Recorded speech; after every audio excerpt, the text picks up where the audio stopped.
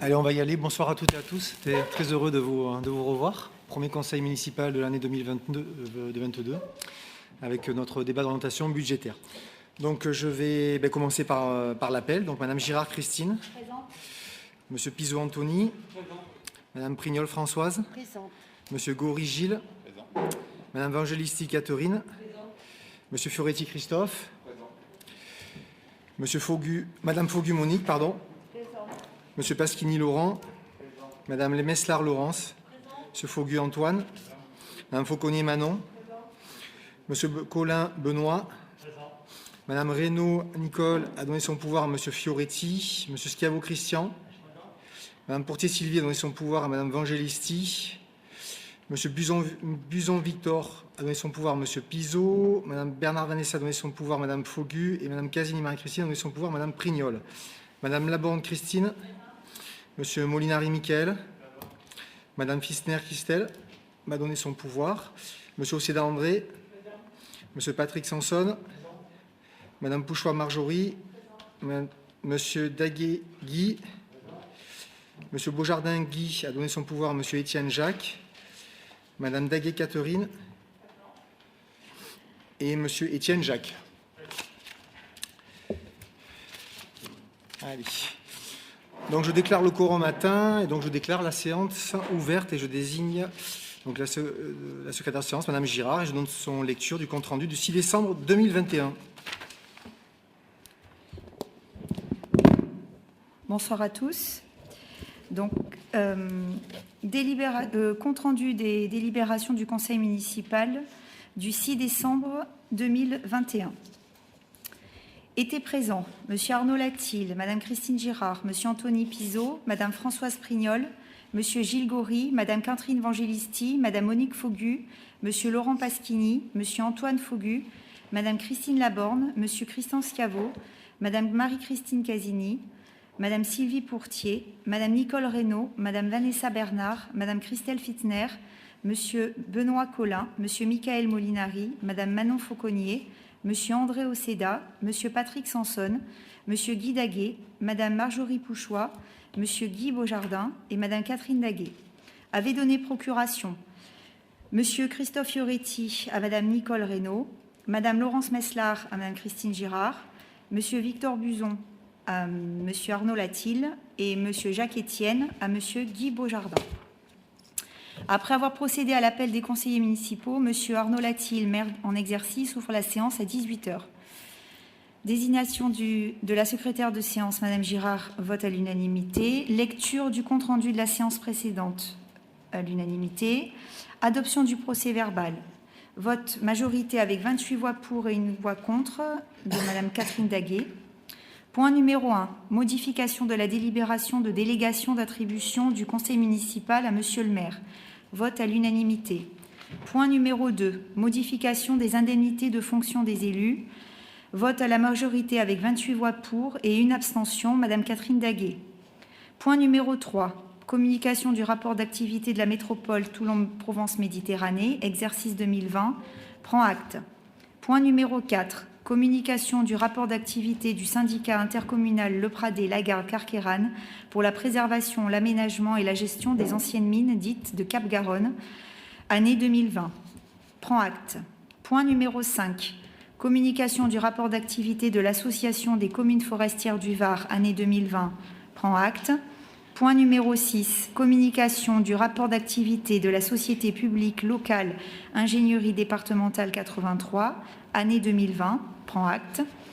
Point numéro 7. Communication du rapport annuel du délégataire de la délégation de service public L'Aventure, année 2020. Prend acte. Point numéro 8. Avis sur la dérogation au repos dominical pour les commerces de détail alimentaire. Vote à l'unanimité. Point numéro 9. Autorisation de signer la convention de mise à disposition exclusive de locaux entre la commune et la métropole TPM au bénéfice du conservatoire à rayonnement régional sur son site de Carqueiranne. Vote à l'unanimité. Point numéro 10. Adoption du procès-verbal de transfert des biens de la commune de Carqueiranne à la métropole Toulon-Provence-Méditerranée. Compétences assainissement des eaux usées, gestion des eaux pluviales urbaines, eau, gestion des déchets ménagers et assimilés. Vote à l'unanimité. Point numéro 11. Aménagement du tableau des effectifs du personnel communal par la création et la suppression d'emplois. Vote à la majorité avec 28 voix pour et une abstention, Madame Catherine Daguet. Point numéro 12. Approbation des conditions de mise à disposition individuelle ascendante des agents communaux à la métropole. Vote à l'unanimité. Point numéro 13. Autorisation de signer la convention territoriale globale avec la CAF du Var. Vote à l'unanimité. Point numéro 14. Avis sur la participation de la commune aux dépenses de fonctionnement des établissements d'enseignement privés sous contrat d'association. Vote à l'unanimité. Point numéro 15. Adoption du projet éducatif territorial du 1er septembre 2021 au 31 août 2024. Vote à l'unanimité. Point numéro 16. Autorisation de signer la convention de partenariat avec les sportifs de haut niveau. Vote à l'unanimité. Point numéro 17. Autorisation de signer la convention à intervenir avec la prud'homie des pêcheurs. Vote à l'unanimité. Point numéro 18. Admission en non-valeur. Budget principal de la commune. Vote à l'unanimité. Point numéro 19. Apurement du compte 1069. Budget principal de la commune et annexe de la ZAC. Vote à l'unanimité. Point numéro 20. Décision modificative numéro 3 du budget principal de la commune. Vote à l'unanimité. Point numéro 21. Décision modificative numéro 1 du budget annexe de la ZAC. Vote majorité avec 28 voix pour et une abstention. Madame Catherine Daguet. Point numéro 22. Autorisation d'engager des dépenses d'investissement pour la période allant du 1er janvier 2022 jusqu'au vote du budget primitif de la commune, année 2022. Vote à l'unanimité. Point numéro 23. Autorisation d'engager des dépenses d'investissement pour la période allant du 1er janvier 2022 jusqu'au vote du budget primitif du budget annexe du port, année 2022. Vote à l'unanimité. Point numéro 24, clôture du budget de la ZAC, vote à l'unanimité. Point numéro 25, clôture du budget de la Trélette 2, vote à l'unanimité. Point numéro 26, attribution d'une avance de trésorerie au budget annexe industriel et commerciaux à autonomie financière, vote à l'unanimité. Point numéro 27, prolongation de l'avance de trésorerie 2021 au budget service extérieur des pompes funèbres sur l'exercice 2022, vote à l'unanimité. Rien n'étant plus à l'ordre du jour, la séance est levée à 19h17. Merci Christine. Donc, nous allons procéder à l'adoption du procès-verbal de la séance précédente. Donc, qui est contre? Qui s'abstient? Monsieur le maire. Je vous remercie. Voilà, merci. Donc, je vous ai déjà fait remonter que les 4 questions orales que j'avais posées au dernier conseil n'avaient pas été retranscrites dans le procès-verbal. Et donc, j'ai réinterpellé le préfet à ce sujet, à moins que vous ayez des informations à me donner sur le fait que les 4 questions orales n'ont pas été retranscrites au procès-verbal. Merci. Non, j'ai pas de nouvelles de ces 4 questions orales. Je ne sais pas ce qui s'est passé, donc je vous répondrai. Voilà. Vous avez bien fait d'écrire au préfet, en tout cas. Merci, monsieur le maire. Allez, on attaque. Donc, le rapport d'orientation budgétaire. Donc, mes chers collègues, comme vous le savez, la loi nous impose la tenue de notre rapport d'orientation budgétaire. Nous avons subi et subissons encore une crise sans équivalent ayant des conséquences pour nos administrés et notre collectivité. Des dépenses imprévues, des absences, des arrêts du personnel déstabilisent sans cesse notre fonctionnement. Rendons hommage à nos employés municipaux qui ont œuvré au maintien du service public devenu encore plus indispensable. Dès notre arrivée, nous avons pris des décisions difficiles et nous avons eu raison. Petit rappel tout de même nécessaire.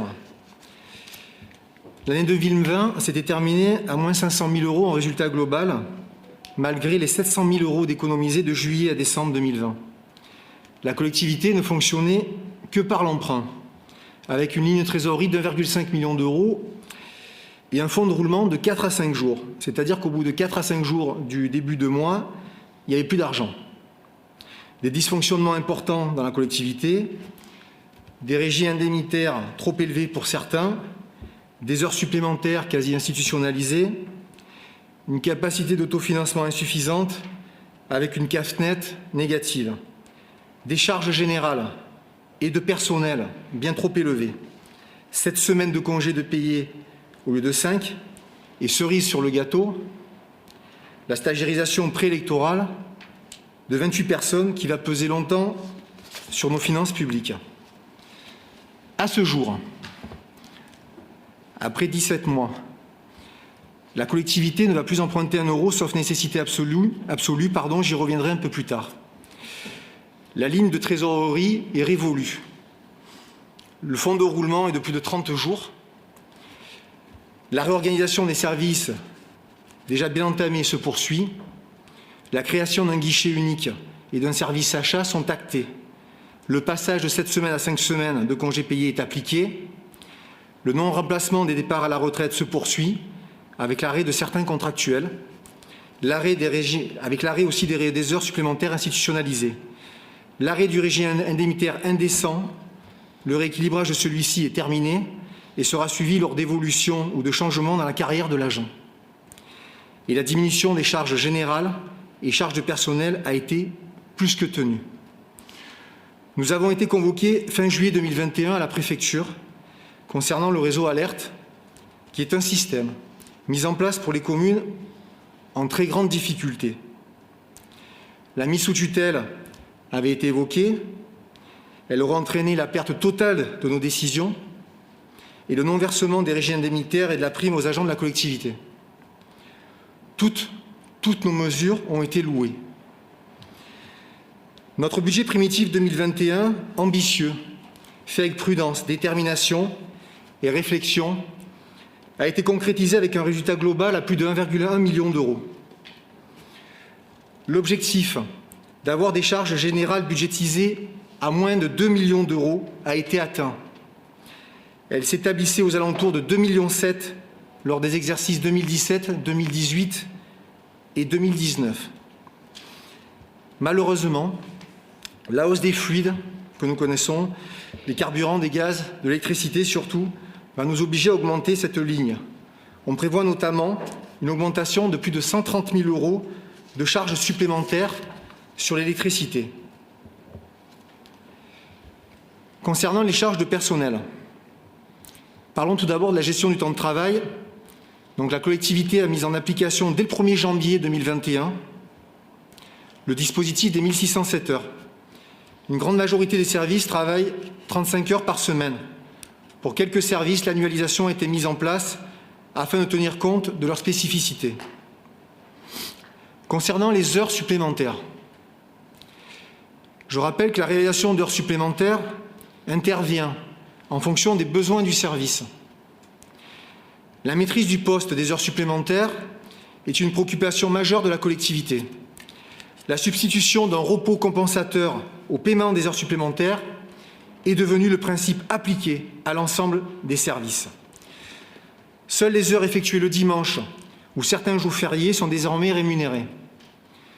Pour le seul budget principal de la commune, le montant total des heures supplémentaires est passé de 126 000 € en 2020 à moins de 72 000 € en 2021, dont 18 000 € liés à l'organisation des élections dans le contexte que nous connaissons.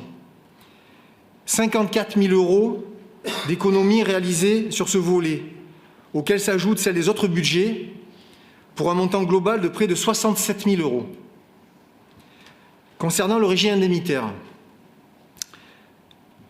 il a représenté un montant de 670 000 € pour l'ensemble des agents en 2021, contre 774 000 € en 2020.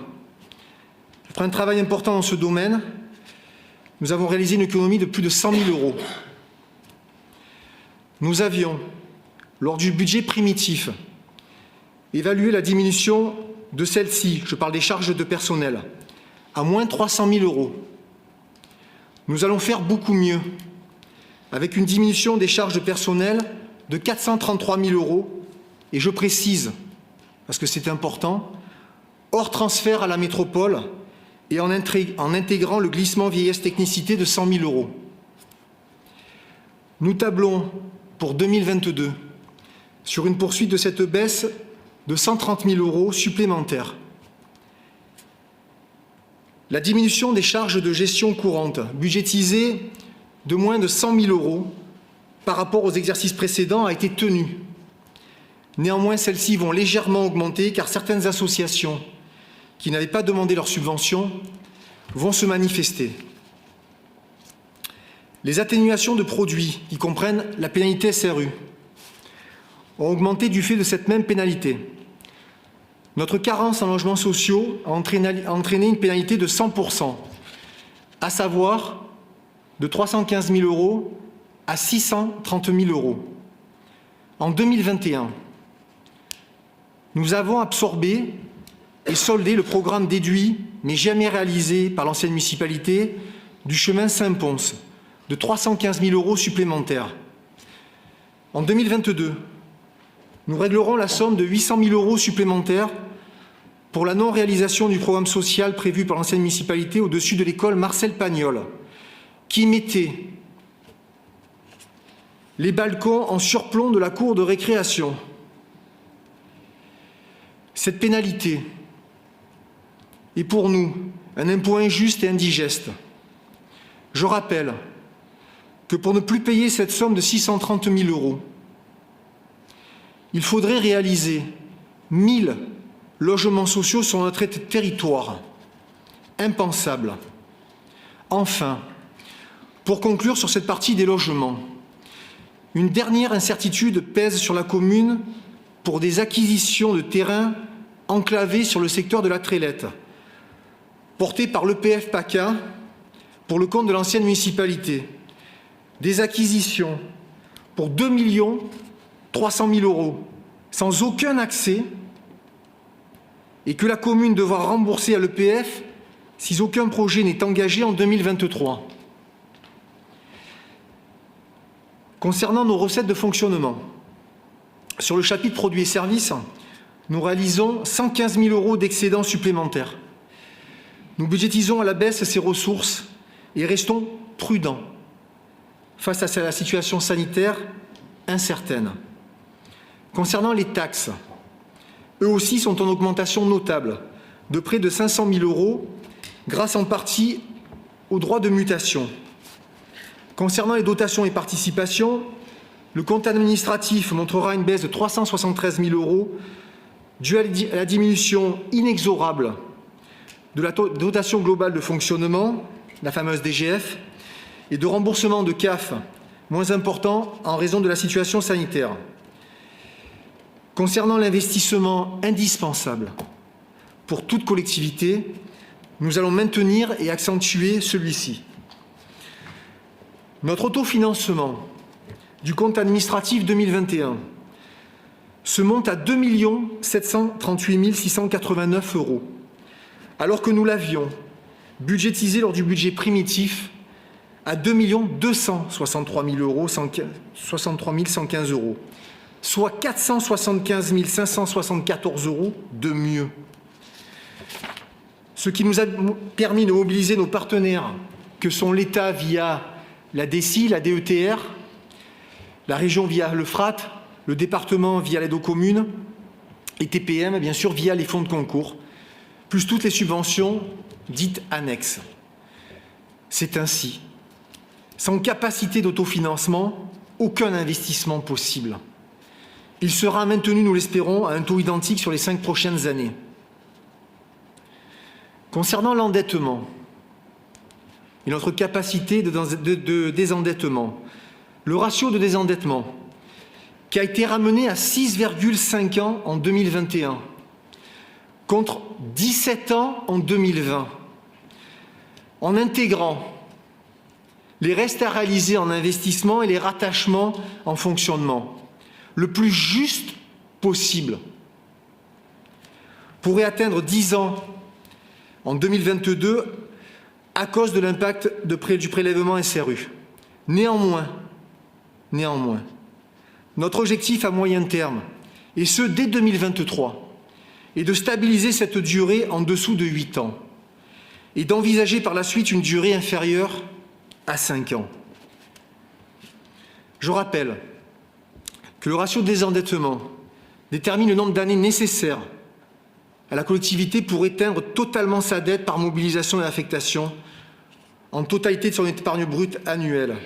Il se calcule selon la règle suivante: l'encours de la dette au 31 décembre de l'année budgétaire en cours, divisé par l'épargne brute de l'année en cours.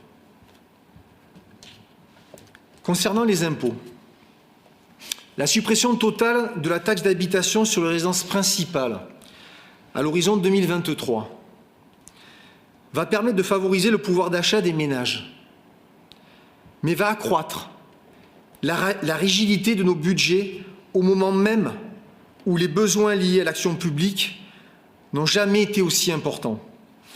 Elle sera compensée par la part départementale sur la taxe foncière bâtie. Le manque à gagner sera compensé par ce que l'on nomme le coefficient correcteur, calculé sur le taux de 2017 avec la base de 2020 et l'allocation de compensation de 2017, 2018 et 2019. Ce coefficient correcteur, et ce qui est grave, ne bénéficie pas de taux évolutifs, contrairement à la métropole, ce qui laisse à penser qu'à court, moyen ou long terme, il subira une diminution. Rappelons-nous le sort de la DGF, de la dotation globale de fonctionnement. 1,5 million d'euros en 2012. Aujourd'hui, 270 000 euros. En clair, tout va reposer sur les propriétaires et la taxe foncière. L'augmentation en 2021 de 25% de la taxe foncière, qui était réellement de 17-18%, car MTPM n'avait pas augmenté son taux, n'a permis qu'un retour à l'équilibre. La diminution de la DGF, la pénalité SRU, le GVT, la dette, l'augmentation des charges générales, l'investissement indispensable nous oblige à augmenter de nouveau de 6% la taxe communale, s'ajoutant à 3,4 de base, ce qui fera 9,4%. Toutes les communes le font. Pour une grande majorité d'administrés, malgré l'augmentation de la taxe foncière sur 2 ans, la suppression de la taxe d'habitation leur sera largement favorable. Nous allons aussi bénéficier, après avoir été écoutés et entendus par la métropole, d'une baisse d'un taux de 14% sur la taxe d'enlèvement des ordures ménagères à un taux de 9,97 par lissage de 2022 à 2026, représentant une diminution de près de 700 000 euros que ne payeront plus les carkéranéens, ce qui est, avouons-le, une très bonne nouvelle. Cette augmentation est une nécessité absolue si nous voulons maintenir une capacité d'autofinancement nécessaire. Malgré tout, à court et moyen terme, l'augmentation de la taxe foncière semble inéluctable. Alors que faire? Baisser le service public? Notre crèche? Le périscolaire? Le centre de loisirs? La médiathèque? Le foyer Wetzel? Les aides à domicile, la restauration collective, le nombre de policiers municipaux. Je l'avoue, nous y avons pensé. Ou prévoir éventuellement des augmentations successives de la taxe foncière. Nous pensons, je pense, qu'il y a une solution que je nomme la part variable, notre dette. Cette dette, dont l'encours s'élève à 24 millions d'euros, tout budget confondu. Elle représente 2,4 millions d'euros par an, 1,8 de capital et 600 000 euros d'intérêt. Il faut se désendetter, et ce, de manière rapide. Le mécanisme est simple. Ne plus emprunter.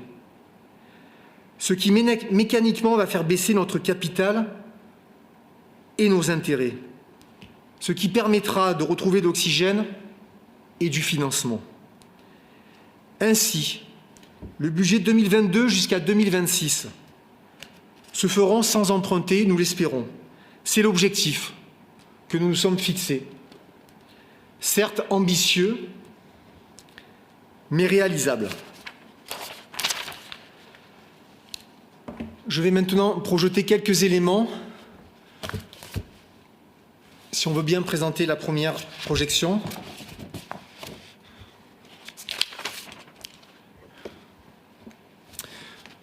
Ce qu'on appelle l'effet ciseau, que beaucoup d'entre nous connaissons.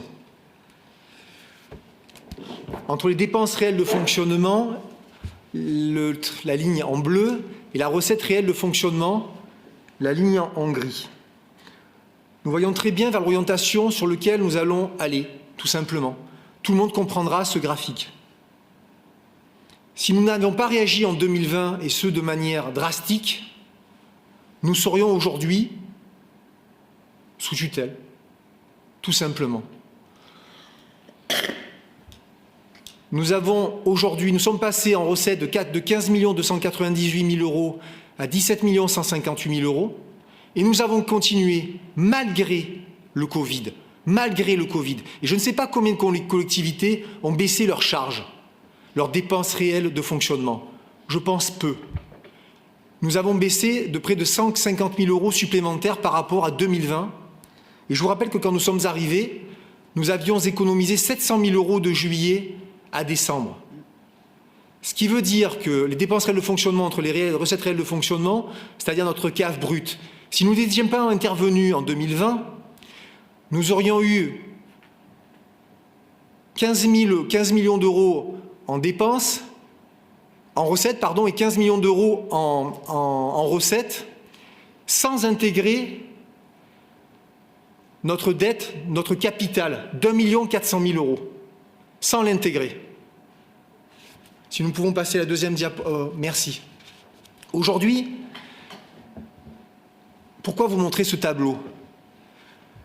Sans capacité d'autofinancement, appelez-le comme vous voulez, l'épargne de gestion en incluant les dépenses réelles de fonctionnement avec les recettes réelles de fonctionnement en incluant les intérêts, appelez-le capacité d'autofinancement, appelez-le l'autofinancement, le résultat entre les dépenses réelles de fonctionnement et les recettes réelles de fonctionnement, appelez-le comme vous voulez. Sans capacité d'autofinancement, l'investissement est impossible. Je vous ai pris un exemple sur les trois dernières lignes.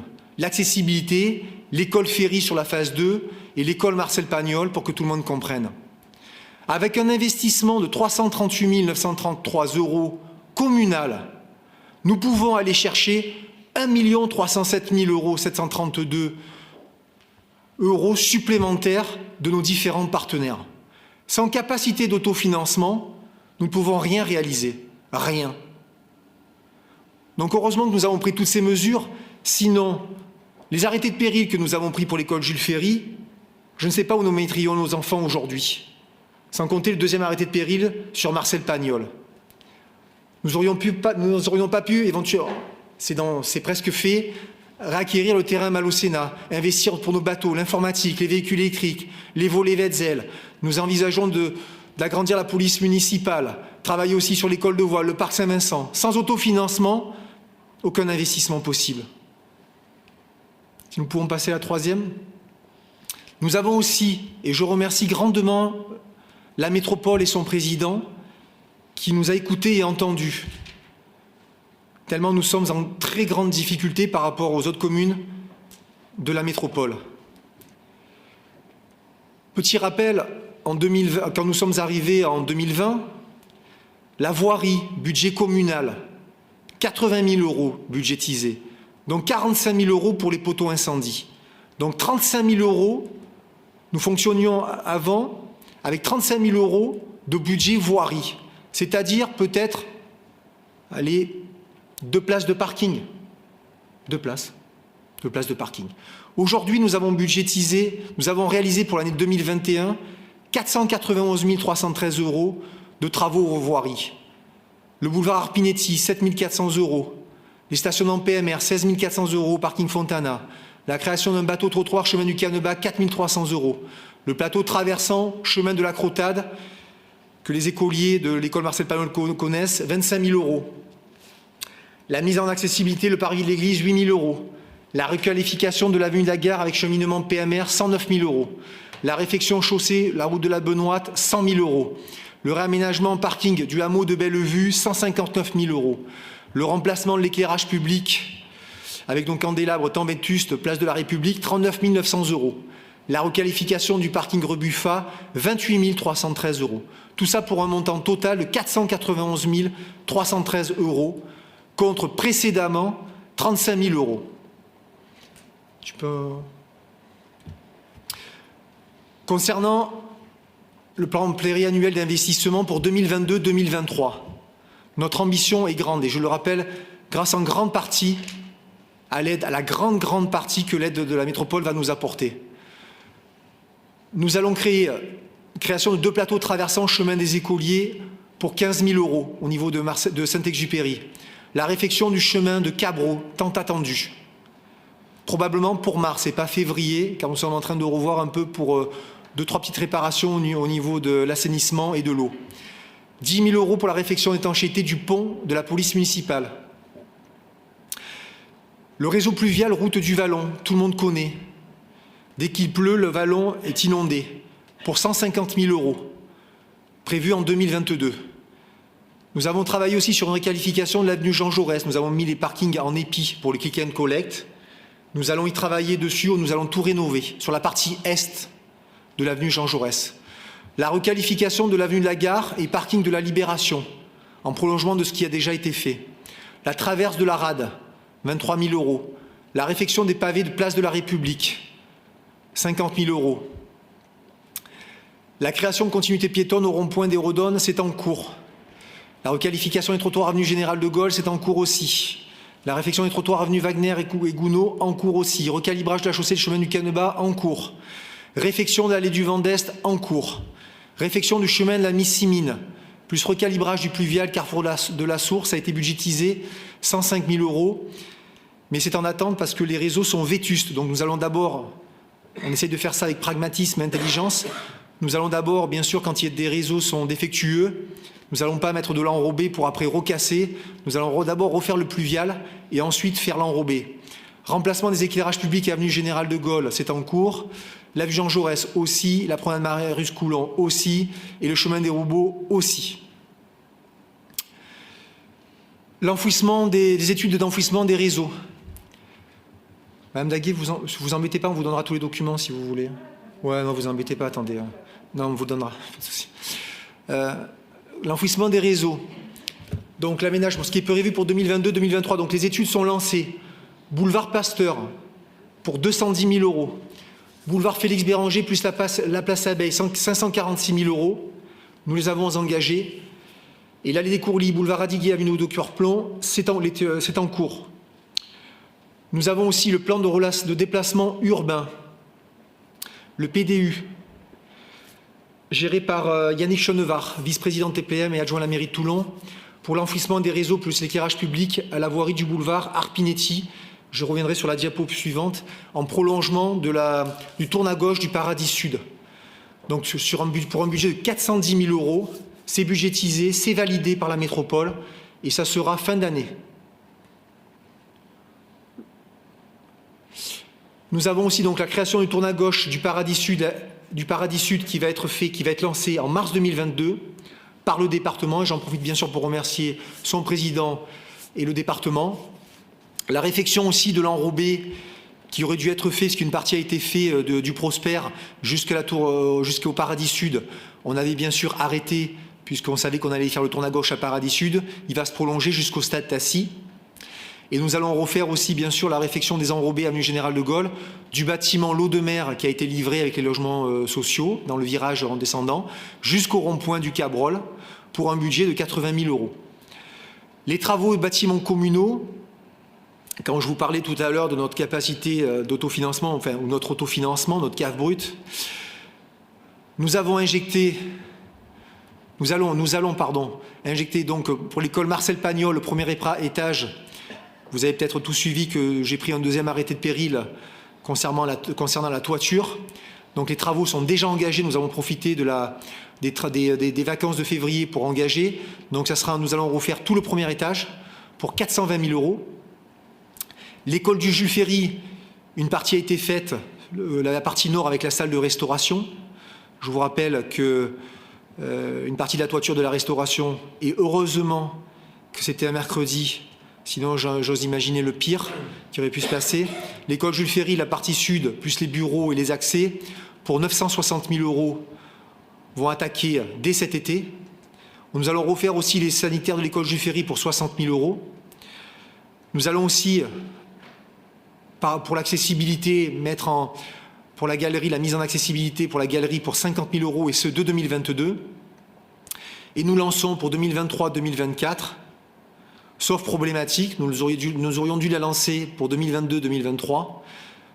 Nous ne pensions pas que nous allions intervenir sur l'école Marcel Pagnol, sur l'agrandissement de la police municipale, car nous envisageons bien sûr l'augmentation des effectifs de la police municipale.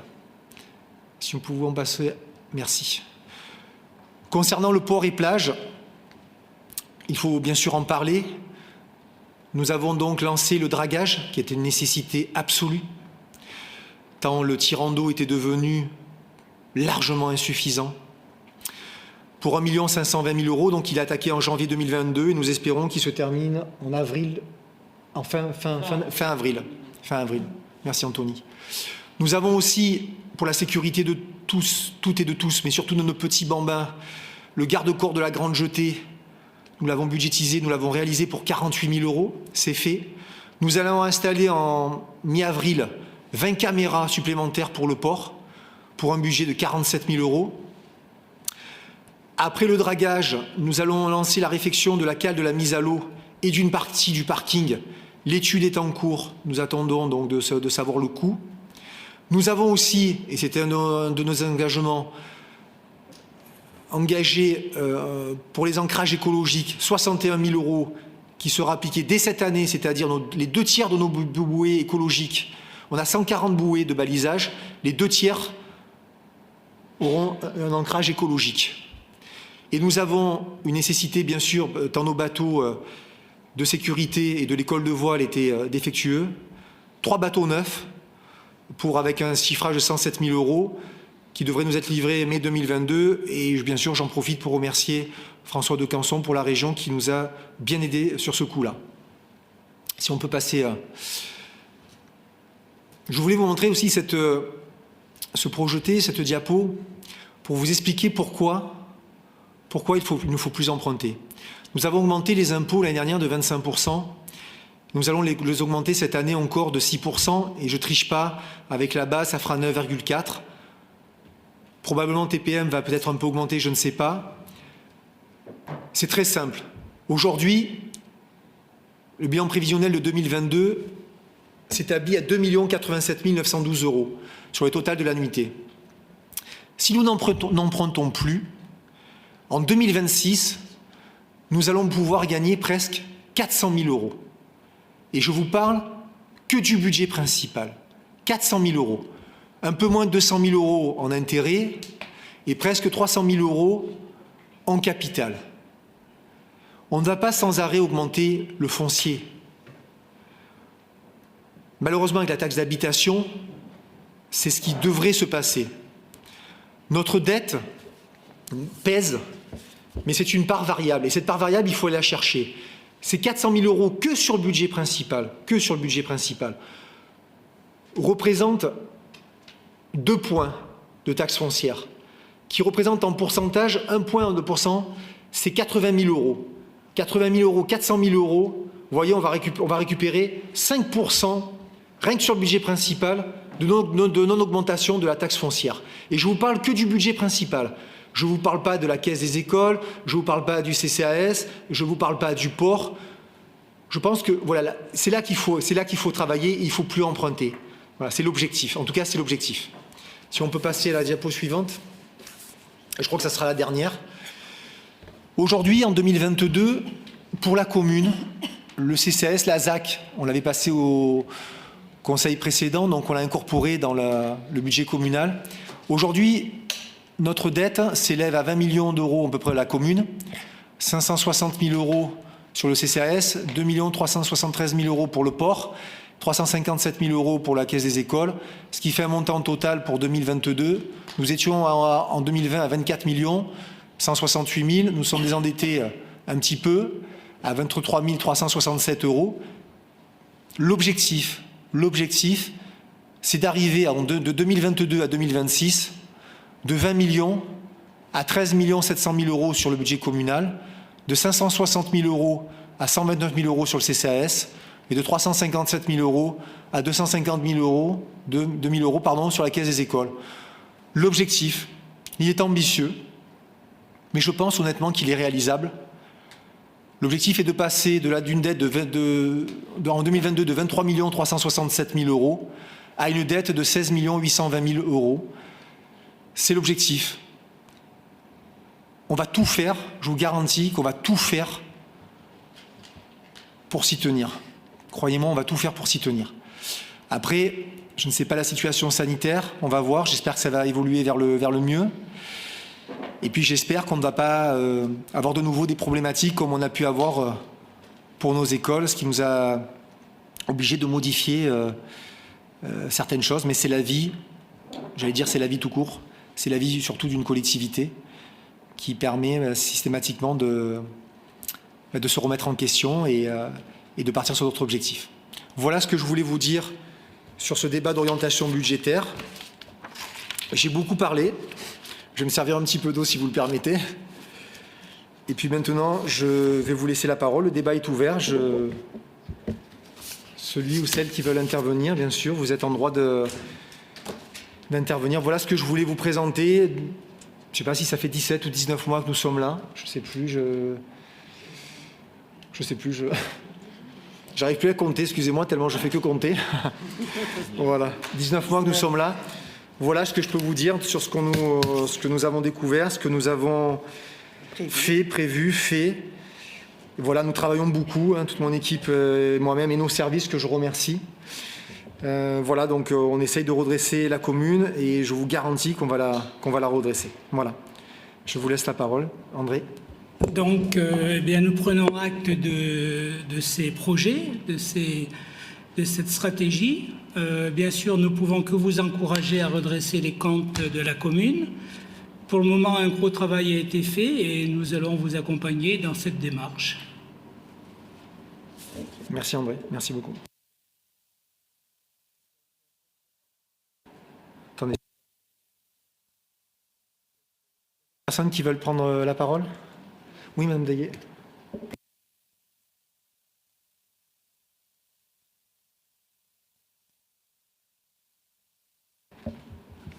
Bonsoir Monsieur le maire, bonsoir messieurs et mesdames les conseillers municipaux et les adjoints.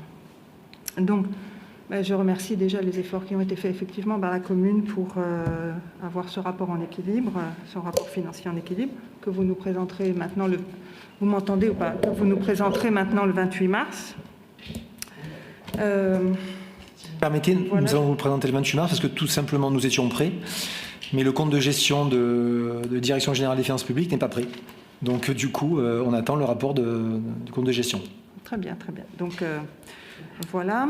Je sais que vous n'avez pas eu une situation très facile à gérer avec le Covid et y compris les mauvaises surprises dans les écoles. Donc je vous remercie de toutes les mesures d'arrêté de péril que vous avez prises pour la protection de nos enfants. Et effectivement, on ne peut que constater que vous prenez soin de notre commune au niveau de l'investissement sur les routes, les ronds-points et la gestion en général du patrimoine communal. Alors maintenant, j'ai des remarques à faire sur le ROB qui nous est présenté ce soir. Dans sa forme réglementaire, je pense qu'il nous manque les ratios significatifs. Je pense que ces ratios manquaient déjà les années précédentes. Et disons que du fait qu'on n'a pas les chiffres sur la population et l'évolution des chiffres sur ces ratios, c'est quand même une carence importante. Il faut savoir aujourd'hui qu'on perd 150 personnes par an, d'habitants par an. Et du coup, ça a des conséquences aussi sur nos finances. Donc, moi, ce que je voulais savoir, c'était quelle est la perspective sur le travail fiscal. Parce qu'en réalité, je ne suis pas tout à fait d'accord avec les affirmations que vous donnez durant l'explication de votre robe, à savoir que j'ai déjà soulevé ce point plusieurs fois, la dotation globale de fonctionnement qui se réduit n'est pas parce que l'État est méchant, c'est parce que nous sommes une commune riche et que nous avons un potentiel fiscal et financier élevé. Et plus les taxes augmenteront, moins nous aurons de DGF. Et pour preuve, je veux simplement donner comme chiffre qu'au Pradet, aujourd'hui, ils ont 910 000 euros de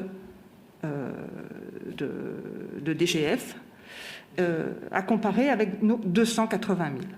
Et donc, ça, c'est une chose. Ils ont par ailleurs une dotation nationale de péréquation où ils touchent 172 632 euros et nous touchons 0. Donc, à un moment, on peut être contre la loi aujourd'hui, à savoir ne pas respecter la loi en ne construisant pas de logement social, mais on ne peut pas dire non plus que l'État est méchant. En fait, en réalité, une commune doit respecter la loi et si elle ne la respecte pas, elle est pénalisée. Carqueiranne n'est pas au-dessus des lois. Donc, vous avez mentionné au dernier conseil municipal que vous arrêtiez excusez-moi, le nom m'échappe, le contrat de cohésion sociale que vous aviez signé avec le préfet. Voilà, le contrat de mixité sociale qui avait été signé par la municipalité précédente et qui s'était engagée auprès de l'État à fournir du logement social. Aujourd'hui, vous nous avez indiqué au dernier conseil municipal que vous arrêtiez ce contrat de mixité sociale. Comment, techniquement, arrêtez-vous ce contrat, puisque unilatéralement, il n'y a pas de décision du conseil municipal à prendre? Donc, il était tombé caduc. Pardon? Voilà, parce que comme vous n'avez pas le micro. Voilà. Voilà, donc ça c'est un premier point. Donc je reviens. Je ne comprends pas, par rapport au contrat de mixité sociale, vous voulez en venir où? J'ai pas compris. Bien qu'en fait, il y avait un engagement de la commune à produire des logements sociaux. Donc en fait, vous êtes pour produire 1000 logements sociaux sur la commune de Carqueiranne? Vous faites toujours peur aux gens en disant 1000 logements. Non, mais même réalité, 300 logements sociaux, vous êtes pour... Non, mais vous étiez pour faire les logements sociaux sur toute la montée du Caneba, les votes à la Benoîte Non, mais vous pouvez faire le maire, ce n'est pas tout. Non, mais il faut rien. être en... Non, mais attendez, Madame Daguet, attendez, laissez-moi finir, je vous ai laissé parler. Il faut être en accord avec ce que vous dites. Je veux dire, à un moment donné... Vous voulez faire du logement social? Pourquoi pas? Moi, je pense qu'il en faut un peu, tout à fait, il n'y a pas de souci là-dessus. Donc, vous étiez pour maintenir ce contrat de mixité sociale? C'est oui ou c'est non? Alors, il m'a été... Non, mais c'est oui ou c'est non? Non, je ne répondrai pas comme ça. Si, je l'ai reçu aujourd'hui suite à ma demande. J'ai appris qu'il existait au dernier conseil municipal. Maintenant, je dois m'informer sur un dossier dont vous avez tous les documents, moi je ne les ai pas. En réalité, même la liste de M. Gallian s'était engagé à produire 250 logements sociaux. Donc, à un moment, vous prenez la position de ne rien construire, libre à vous, mais il ne faut pas dire ensuite que l'État est méchant puisqu'il vous enlève la dotation. Je n'ai pas employé ces termes, c'est vous qui les employez. Oui, j'ai simplifié votre discours, enfin. Il ne faut pas dire n'importe quoi non plus, il faut dire ce que je dis réellement. Pas que l'État était méchant. Alors, je simplifie, mais vous dites qu'il vous le réduise, tous les gens. Voilà. Bon, donc.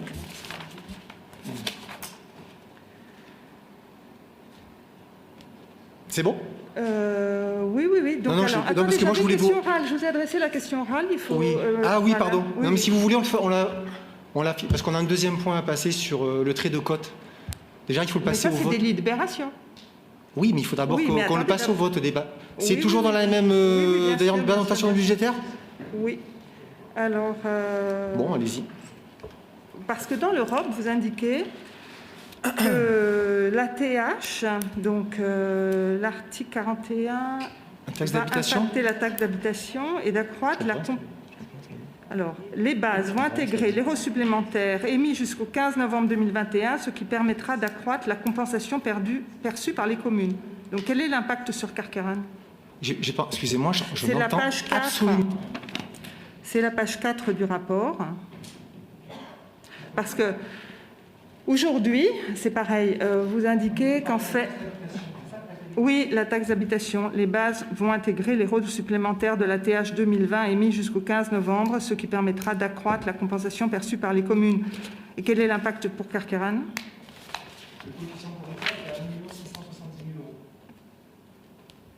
Le coefficient correcteur Oui. Et la perte que nous allons subir est à 1 670 000 €. C'est cette part, c'est ce coefficient correcteur. C'est-à-dire que pour la suppression de la taxe d'habitation est compensée par la taxe foncière, bon, bien sûr de la commune, plus la taxe foncière du département, d'accord? Seulement, il y a un manque à gagner qu'on appelle le coefficient correcteur, d'accord? Le coefficient correcteur aujourd'hui pour la commune de Carqueiranne, comme je l'ai dit pendant le DOB, est calculé sur le taux 2017, sur le taux 2017 et la base de 2017, 2018, 2020, plus l'allocation de compensation. Donc aujourd'hui, ce coefficient correcteur s'élève à 1 670 000 €. Très bien. Voilà. Le coefficient correcteur s'élève à 1 670 000 €. Et cette part qui n'est pas évolutive. Et c'est ça qui nous inquiète. Et je jamais dit que l'État était méchant. Et pour revenir par contre sur la DGF, la dotation globale de fonctionnement, quand vous dites que j'ai dit que l'État était méchant, j'ai jamais dit ça. J'ai dit que tout ce que vous me dites là, il aurait fallu dire à mes prédécesseurs. Je veux dire, je ne suis pas responsable de la situation actuelle. J'ai jamais dit ça. J'ai dit qu'aujourd'hui, vu notre difficulté de la commune, je ne peux pas, malgré les gens, je ne vais pas spolier les gens. C'est pas parce qu'on est riche qu'on doit être spolié. C'est pas parce que je ne comprends pas votre démarche. Vous me dites simplement, aujourd'hui, on paye plus de DGF parce que la population carqueiranaise est à un niveau social élevé. C'est vrai. Non, mais c'est vrai. Mais je suis pas là non plus pour spolier les gens. Ils sont pas responsables de la situation. Je les ai augmentés de 25% l'année dernière. On les augmente encore de 9,4%. Et je veux dire, à un moment donné, ça suffit. Ils sont pas responsables de cette situation-là. Je veux dire, moi, excusez-moi, mais Vous avez indiqué 6 dans le document, vous parlez de 9,4 ? De quoi ? C'est 6% et plus 3,4. 6% plus 3,4 de base, ça fait 9,4. Donc 9,4% plus 25%, mais c'est que sur la part communale et départementale, ça ne concerne pas la part métropolitaine. Bon. D'accord, ni le GEMAPI, etc. Donc aujourd'hui, moi j'entends tout ce que vous me dites, je le sais que la dotation globale de fonctionnement elle baisse parce que Carqueiranne a un niveau médian par habitant le plus élevé de la métropole, mais je ne vais pas spolier les gens. Je veux dire, non mais vous me dites l'État est méchant, j'ai pas dit que l'État est méchant, j'ai dit simplement qu'aujourd'hui l'État aurait pu nous entendre en se disant simplement, j'ai été convoqué au réseau d'alerte. Nous avons été avec Madame Girard, on est la commune la plus en difficulté du Var par habitant. À quel niveau ? Pardon ? À quel niveau ?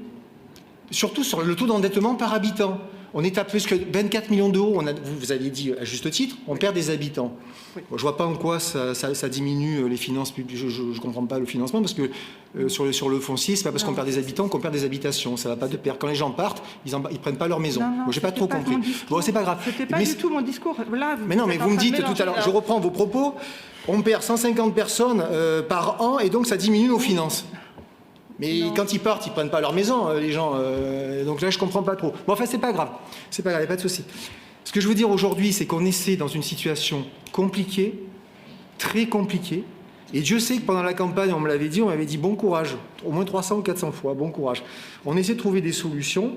Et aujourd'hui, on arrive à un taux d'imposition pour les propriétaires fonciers qui ne va plus être tenable. Parce qu'au fur et à mesure, si on continue dans ce rythme-là, on va faire sauter, on va faire péter des gens, quoi, au fur et à mesure, des gens de classe moyenne, etc. Donc c'est impossible. C'est ça qu'il faut comprendre. Aujourd'hui, malheureusement, il n'y a pas d'État méchant. Moi, ce que je peux vous dire, c'est que je vais voir la préfecture, je vais voir l'État, je leur présente nos situations. Oui, vous avez la situation la plus difficile du Var, par habitant. Votre situation est très, très complexe. Ah là, c'est sûr qu'ils m'ont entendu. Ils ont été tous d'accord. Ça ne les a pas empêchés de mettre 100% de pénalité sérieux, hein, de passer de 315 000 € à 630 000 €. Alors oui, là je reprends vos propos. Oui, l'État est méchant, si on peut dire.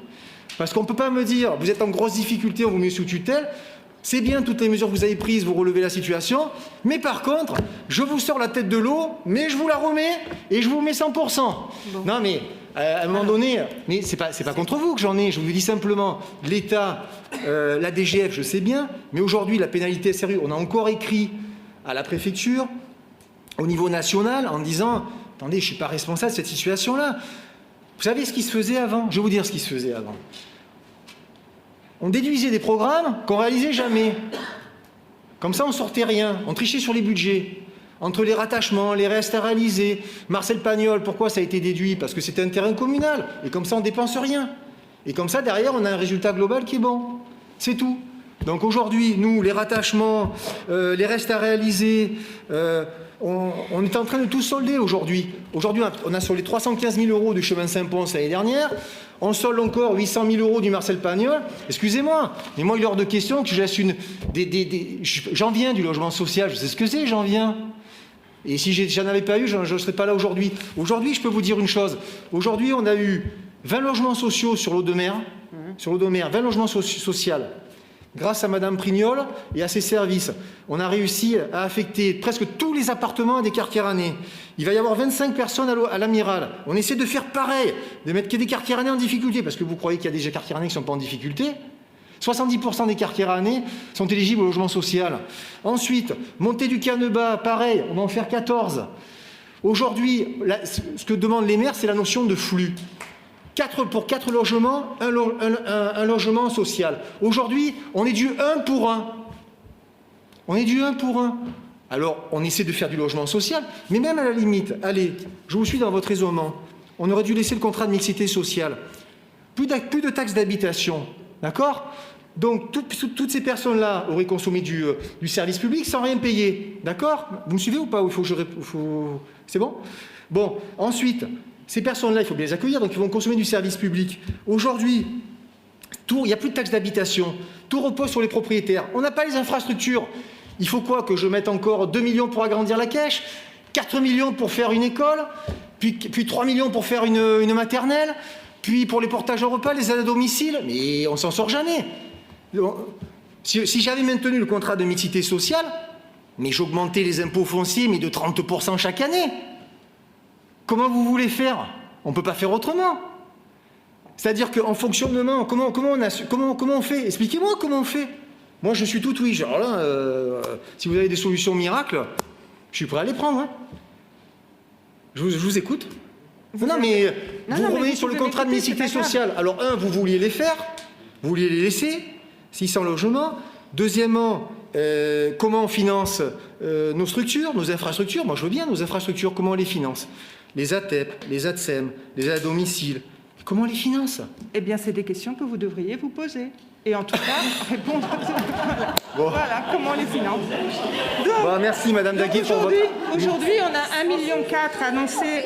Excusez-moi, ce n'est pas à moi qu'il faut Non, mais moi, vous voyez, ça fait sourire, mais je souris pas. Je souris pas. Ce que je veux dire aujourd'hui, c'est que il en faut du logement social pour les quartiers rannais qu'on en a besoin. Là, je vous rejoins, mais pas n'importe comment, n'importe où. Je veux dire, je ne pouvais pas... Moi, j'ai les plans, vous ne les avez pas. Vous auriez vu les 8 bâtiments avenue Général de Gaulle, vous m'auriez dit, mais c'est quoi? C'est pas possible. Toute la montée du Caneba, que des R2 plus R+3, au vote. J'ai tout, là, les logements, toutes les caractéristiques, etc. Je veux dire, on ne va pas dénaturer le territoire. Je veux dire, vous savez qu'on a 220 demandes de logement social, ici sur Carqueiranne. Je ne vais pas en faire. On y va progressivement, intelligemment, on structure, on réfléchit, on analyse. On ne va pas partir bille en tête. On a 24 millions d'euros de dettes, mais on ne pourrait même pas accueillir les gens. Je veux dire, on ne va pas faire n'importe quoi non plus. Moi, je tiens à préserver le territoire. Je ne sais pas où on aurait dû les faire, mais moi, il est hors de question qu'on dénature notre qualité de vie, notre environnement.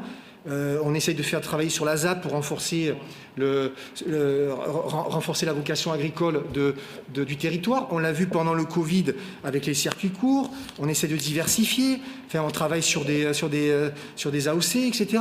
Enfin, je veux dire, on travaille en partenariat pour maintenir notre territoire, notre qualité de vie. On essaie de trouver un équilibre. Et croyez-moi, c'est pas toujours facile. Voilà, c'est pas toujours facile. Et on essaie de faire le maximum avec intelligence. Aujourd'hui, on doit se tromper. Moi le premier, probablement. Mais on essaie de faire les choses par rapport aux règles qu'on a et par rapport à notre dette qu'on a. Et c'est pour ça qu'on va agir dessus. C'est tout, voilà. On essaie de faire le maximum. Voilà, je vous montre le projet qui était prévu à Général de Gaulle. Madame Daguet, si vous voulez juste tourner la tête, voilà.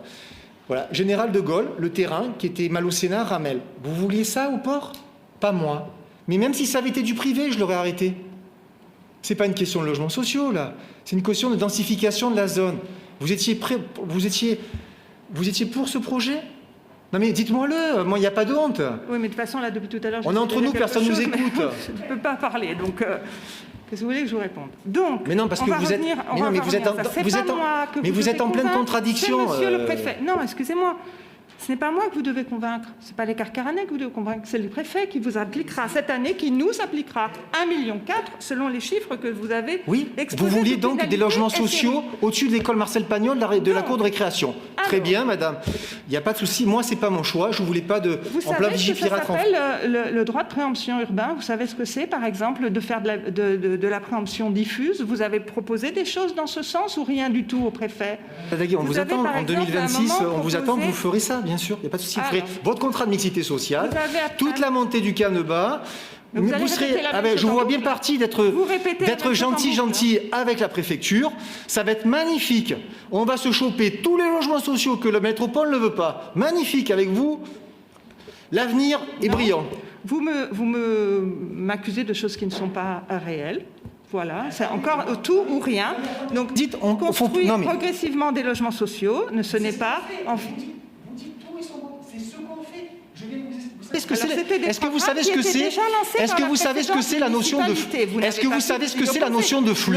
L'amiral a été lancé par la précédente municipalité. Audemer a été lancé par la municipalité précédente. Les Cavaliers également. Alors moi, je demande, vous, monsieur le maire, lesquels vous allez faire sortir de terre? Je viens de vous l'expliquer. Mais il faut... Merci, monsieur Pizot. Bon. Alors, prochaine question. Voilà. Alors, j'ai compris également qu'en fait, il y avait beaucoup de réductions de personnel au niveau de la masse salariale et des frais de personnel. Normalement, quand on avait fait l'analyse financière, Carqueiranne se situait dans la strate normale, c'est-à-dire qu'on avait 50 à 52% de masse salariale et donc on était dans la norme.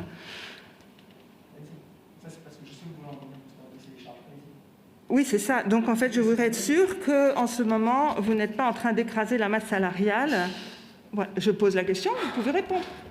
Je vous pose la question. Je voudrais savoir également s'il va y avoir des... D'écraser la masse salariale? Non, mais vous pouvez me dire tout ce que vous voulez, mais d'écraser la masse salariale?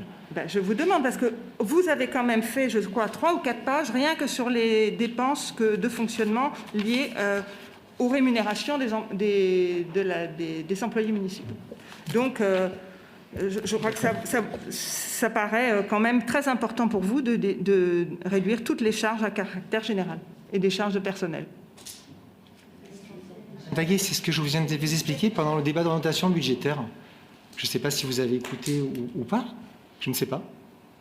Je ne sais pas. Je l'ai expliqué sur les charges générales et les charges de personnel. Les charges de personnel. Les charges générales et les charges de personnel qui avaient baissé de manière drastique. Oui, justement. Donc, est-ce que vous n'êtes pas en train d'écraser la masse salariale aussi au niveau des conditions de travail? C'est une question que je pose. Est-ce que... Ah non, pardon, excusez-moi, je n'ai pas bien compris. Non, bien au contraire, on est revenu à une forme d'égalité, d'éthique entre tous les agents. Voilà. Il y avait beaucoup de clientélisme. Nous avons travaillé énormément avec les syndicats. Et je pense qu'aujourd'hui, on est revenu à une normalité qui s'imposait. Voilà. Très bien.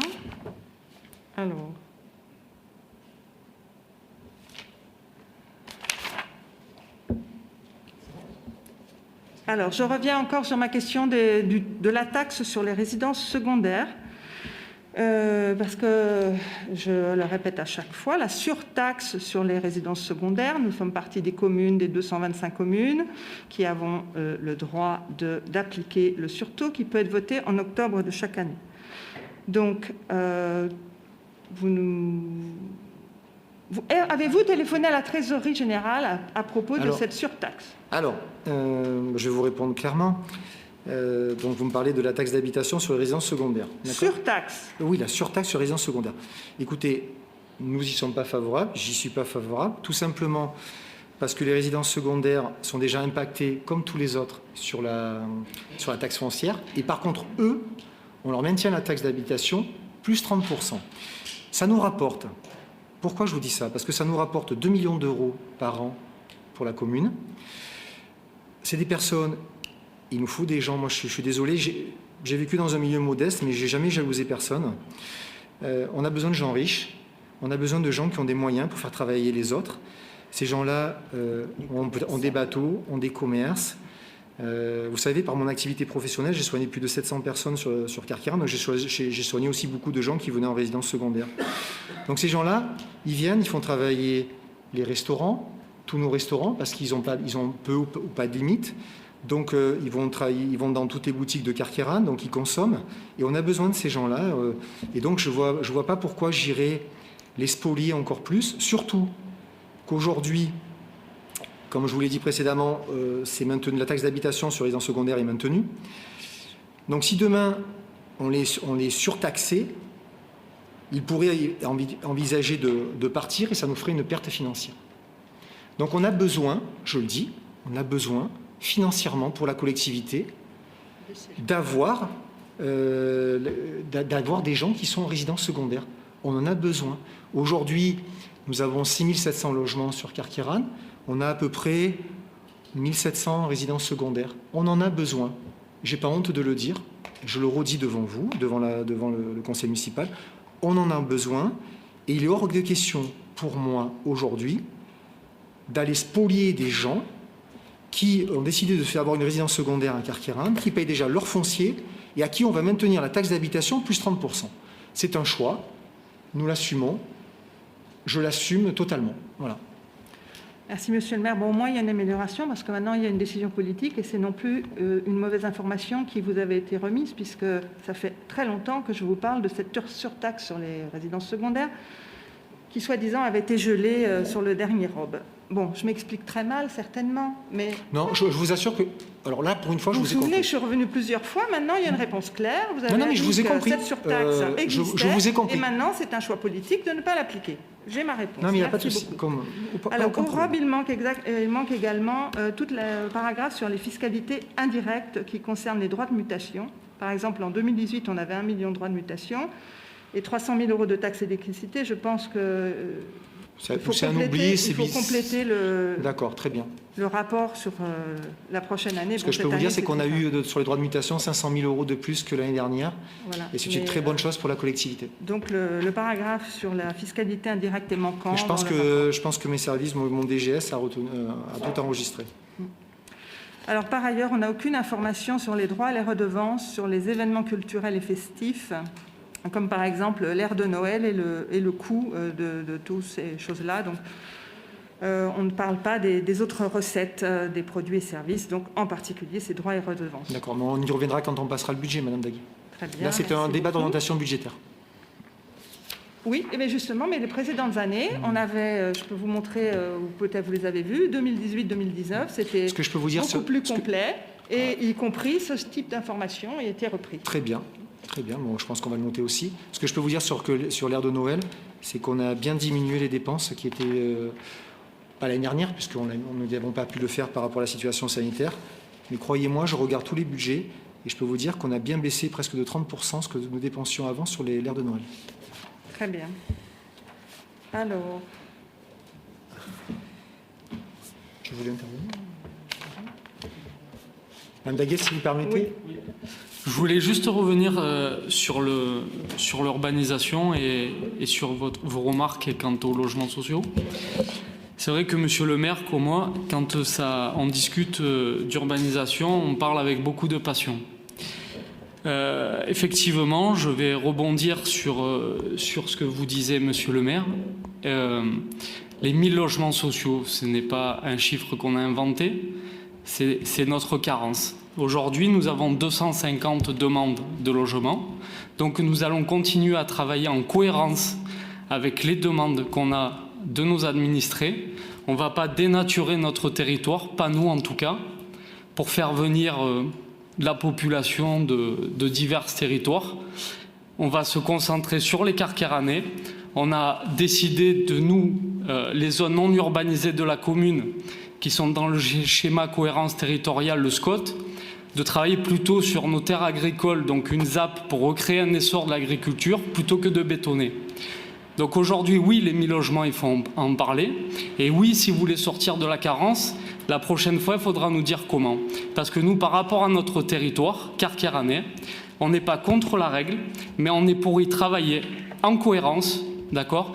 Et oui, on la trouve disproportionnée par rapport à notre commune. Voilà. Merci. Par exemple, là, il y a un permis de construire qui vient de passer pour la construction de 10 logements et qui reste sous... alors, à la Crotade. À la Crotade, un permis de construire a été accordé le 9 décembre de mémoire pour la construction de 10 logements. Ce qui veut dire que ce permis accordé, parce que la surface de plancher est en dessous des 800 mètres carrés, il est passé juste au radar, 767 mètres carrés de surface de plancher, eh bien, il va nous accroître la carence. Par exemple. Donc pourquoi, quand on voit un terrain comme celui-là, pourquoi, quand on voit un terrain comme celui-là, est-ce que vous avez envisagé le fait qu'il pourrait y avoir un petit immeuble de 12 logements et avec un peu de logement social dedans? Vous connaissez, un ratio de 50%. Vous connaissez la surface du terrain? Là, je n'ai pas le permis construire avec moi.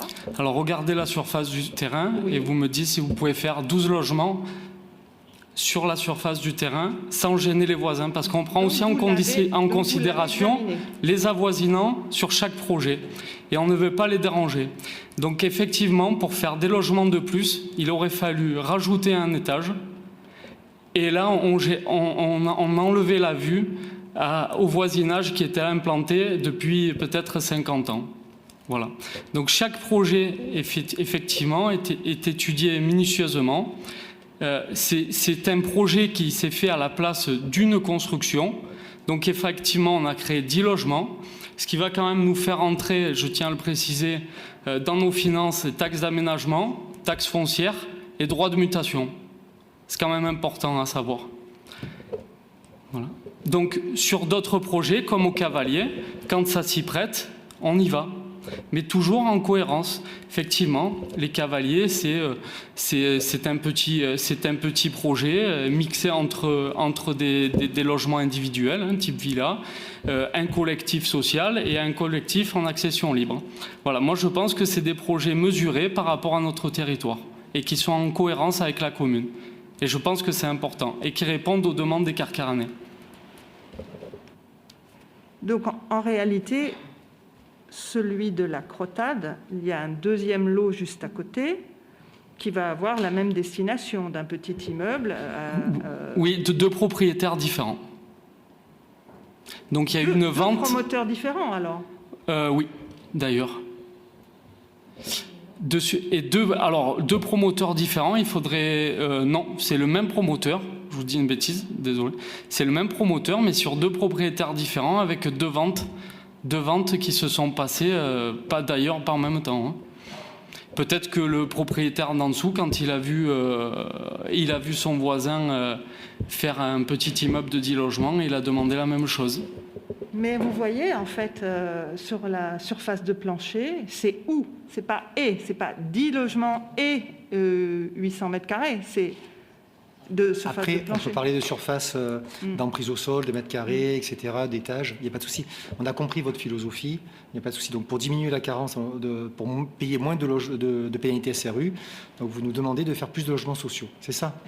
Non mais c'est ça en fait, dites-le, il n'y a pas de souci. Oui, au moins il faut assumer, il n'y a pas de problème. Mais c'est pas notre... écoutez, voilà. c'est pas notre... C'est pas grave. Voilà. Mais il n'y a pas que c'est pas grave. Alors, C'est pas... Non, mais Non, mais c'est pas grave, excusez-moi, c'est j'ai pas été impoli. Vous... Non, tout à fait. Ah bon, Pas du pardon, tout. merci. Non, parce que ce que je veux fais dire, mon c'est point. votre façon de voir, c'est pas la nôtre. Oui, donc non, mais il n'y a pas de souci, c'est votre philosophie, c'est pas la nôtre, voilà. Ok, donc, et la question orale, ça sera sur ce point. Hein. Oui. On va poursuivre. D'accord. Alors, par contre, donc, je vous propose en conséquence de constater que le débat relatif aux orientations budgétaires pour 2022 s'est bien tenu, avec pour appui le rapport d'orientation budgétaire joint à la présente. Donc, qui est contre? Qui s'abstient? Je vous remercie. Donc, on va passer au point numéro 2, l'avis relatif à l'inscription sur la liste des communes dont l'action en matière d'urbanisme et la politique d'aménagement doivent être adaptées aux phénomènes hydrosédimentaires entraînant l'érosion du littoral. Et je te passe la parole, Anthony. Oui. Alors, la loi numéro 2021-104 du 22 août 2021 portant lutte contre le dérèglement climatique et renforcement de la résilience face à ses effets dites loi climat et résilience a introduit une évolution de la gestion de l'érosion côtière tournée vers le réaménagement du littoral avec l'intégration du recul du trait de côte dans la planification de l'urbanisme.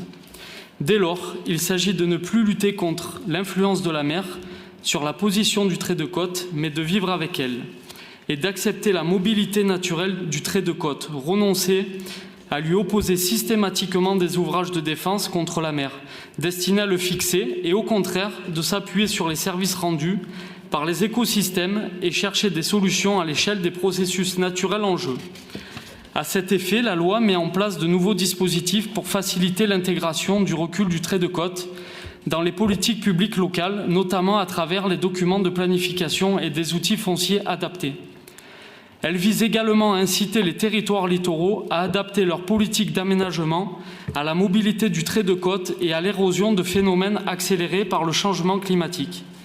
L'article 239 de la loi, repris dans l'article L321-15 du Code de l'environnement, prévoit notamment l'établissement par décret d'une liste identifiant les communes dont l'action en matière d'urbanisme et la politique d'aménagement doivent être adaptées aux phénomènes hydrosédimentaires entraînant l'érosion du littoral.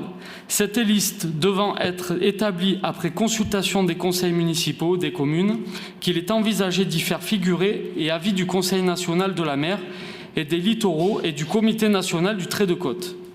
Les communes ainsi identifiées devront réaliser une cartographie d'évolution du trait de côte à court terme, de 0 à 30 ans, et à long terme, de 30 à 100 ans.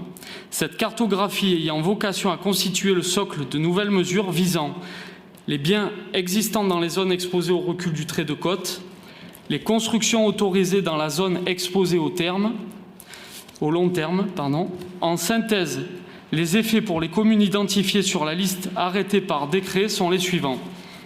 Prise en compte du risque érosion dans le plan local d'urbanisme afin d'améliorer la gestion des nouvelles constructions dans les zones où le recul du trait de côte est connu et doit être anticipé pour éviter l'augmentation de la vulnérabilité des personnes et des biens.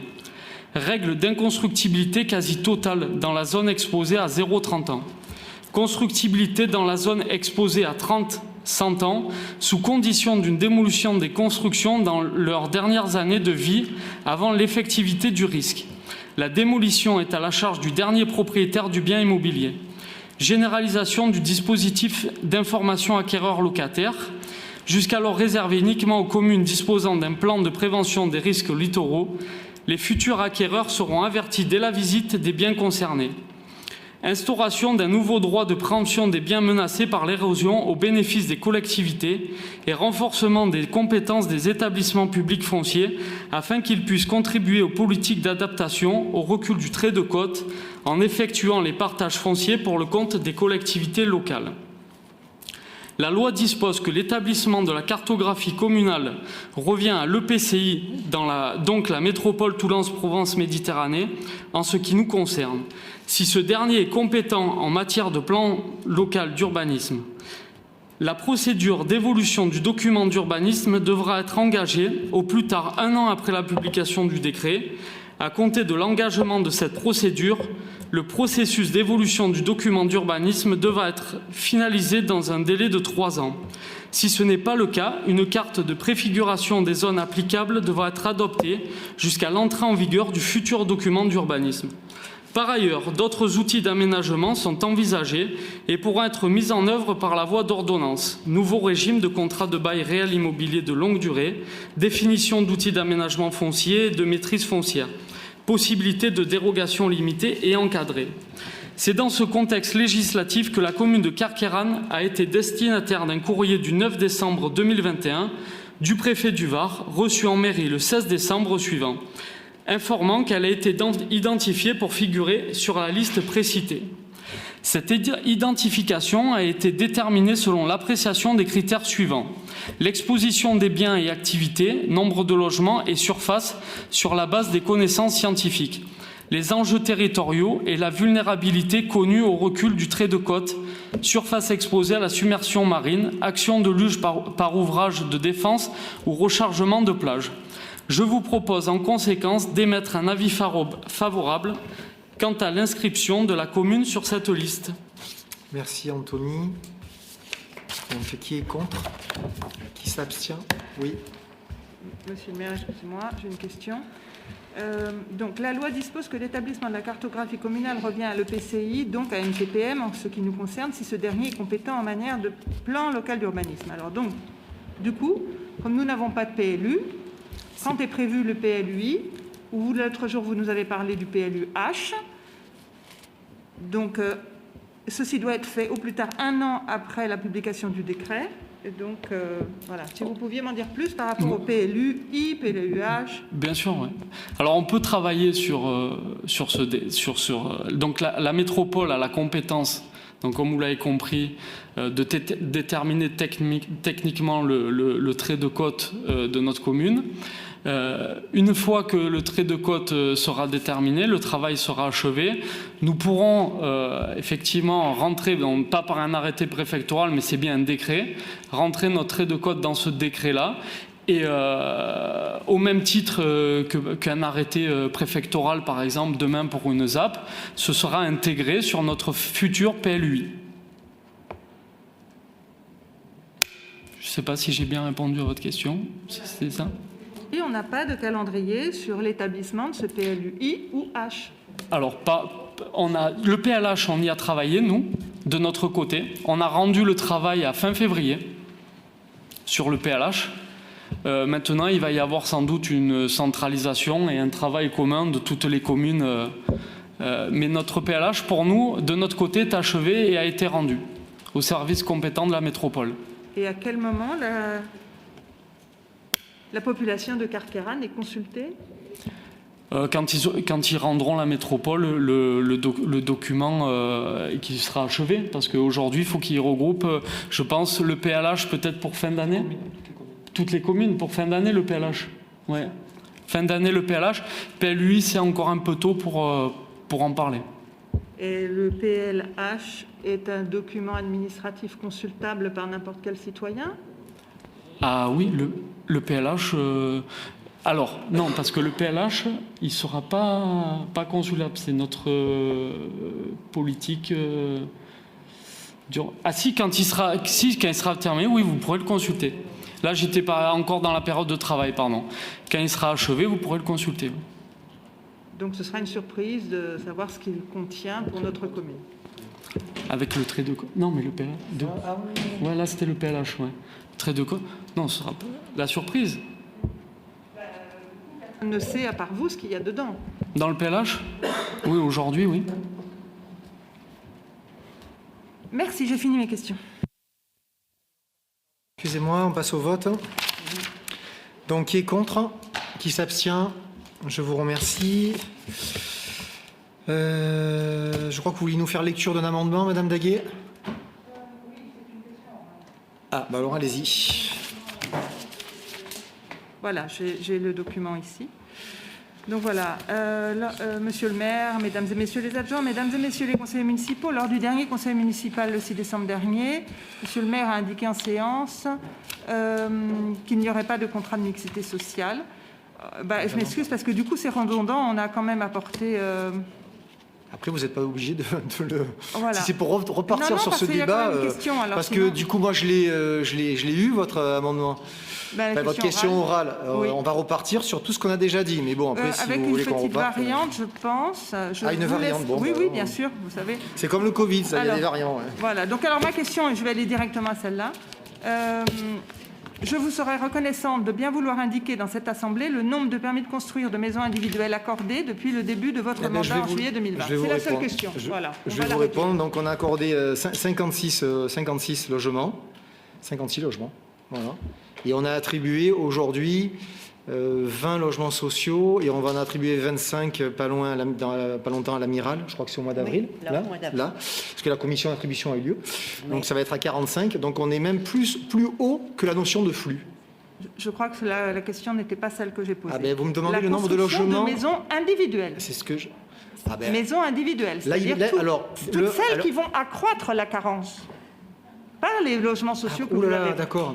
Accroître la carence. Non, mais on parle de logement, là. C'est en fonction des logements. En fait, C'est en fonction des logements, Madame Daguet, qu'on fait les maisons individuelles, Mais quand vous vous les avez des construisez. divisions sur les mêmes terrains, etc. C'est plus complexe que ça. C'est en fonction des logements. La carence, c'est en fonction des logements. Pas des maisons, des logements. Vous comprenez la différence ou pas? Et Vous pouvez avoir pensez pas sur un même qu'une maison terrain est un plusieurs logements. Donc, c'est les logements qui sont pris en compte. Donc, alors, en tout cas, ma question est la suivante. Mais je viens- J'aimerais connaître le nombre de permis de construction de maisons individuelles accordés depuis le début du mandat. Moi, Voilà. je peux vous Donc, répondre si qu'en vous n'a- termes de logement, en tout cas, des logements, il y en a 56. Si vous voulez vraiment que des maisons individuelles, je vous répondrai, mais en tout cas, forcément, il y en a moins. C'est bon? Est-ce qu'il y a d'autres questions, d'autres personnes veulent intervenir? Bon, mais écoutez, je vous remercie pour la bonne tenue des débats, et puis je vous dis au 28 mars. Merci et bonne soirée à toutes et à tous.